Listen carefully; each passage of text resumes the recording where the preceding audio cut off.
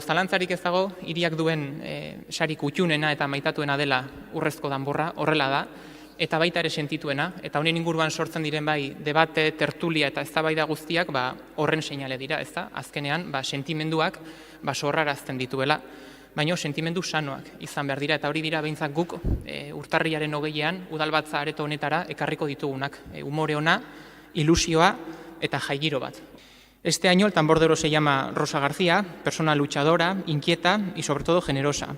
Hay muchas formas de hacer ciudad, algunas formas más físicas o visibles, ¿no? Se pueden construir puentes, auditorios o se pueden crear esculturas, pero también se hace ciudad luchando cada día por una ciudad y una sociedad más justa. Y esa es la forma en la que Rosa García ha decidido aportar su granito de arena a la hora de hacer ciudad. Representa un estilo y una actitud de encarar los retos en la vida.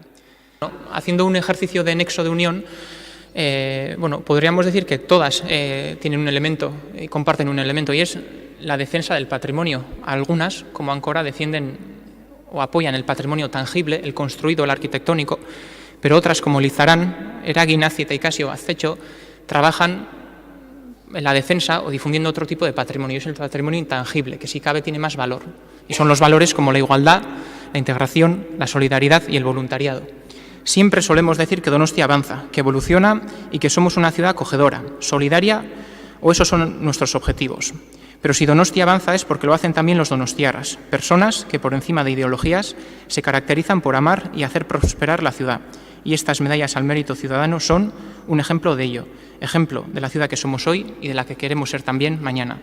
Beraz, horregatik guztiagatik, guzti-guztiei zorionak eta eskerrik asko.